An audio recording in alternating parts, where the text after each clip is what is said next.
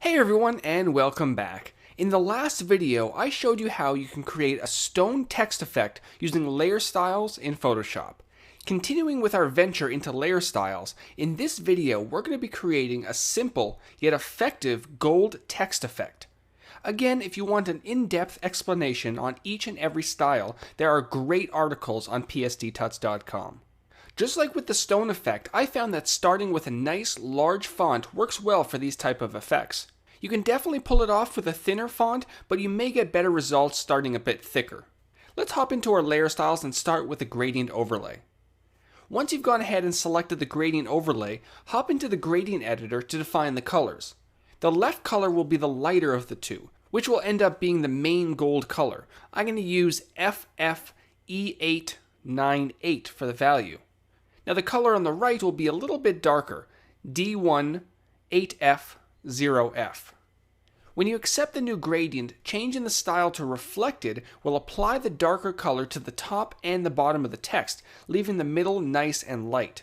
Now we come to the main effect, the bevel and emboss. When used correctly, bevels can really take your text to the next level. The style and technique will remain at inner bevel and smooth, but I'm going to crank up the depth to around 200 to strengthen the shading of the edges. Now to keep the bevel fairly close to the edges, I'm going to keep the size relatively low, somewhere around 7 pixels. Now down under shading, we're going to define the light source. Start by turning off global light so that it doesn't interfere with any other layer styles that you might have that use a light source. For the degrees value, I encourage you to experiment with the values as they can drastically change the result. 145 and 40 should work well for this effect, but notice when I increase or decrease the altitude how much the result changes. Definitely experiment to get the effect that you're looking for. The gloss contour is another option that you might want to experiment a bit with. I'm going to select the ring double contour to give the text a nice defined edge, but if you're looking for something softer, you may want to stick to the default setting. You're also going to want to turn on anti-aliased. Usually when there's an anti-aliased option available, it's good to turn it on. This will smooth out any rough edges that you may see on your layer. It can definitely make a difference in your final result. Next are the highlight and shadow modes. These can help control the colors of the shadows and the highlights. I'm going to keep the highlight mode as it is, but for the shadow mode, I'm going to change the blend mode to linear burn. This will give the shadows a darker orange look rather than a grayish tone. And to dampen the burn a touch, I'm going to decrease the opacity to around 60%. Good, that's starting to look pretty nice. Another style I'm going to pop on is a contour. This will help define the lip of the text just a little bit more. It's still looking a little bit flat. The contour I'm going to use will be the rounded steps contour, but of course try out the different contours that are available to see which one works best. And the range should be good at around 50%.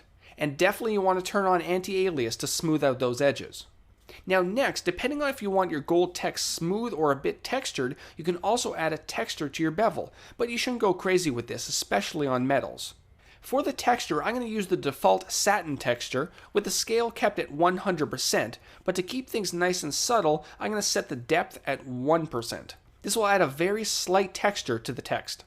Finally, the last style you might want to add, especially when working with gold, is an outer glow, just to add some shine. You can probably keep the blend mode at screen, but depending on the background that sits behind your text, you may need to try out the others.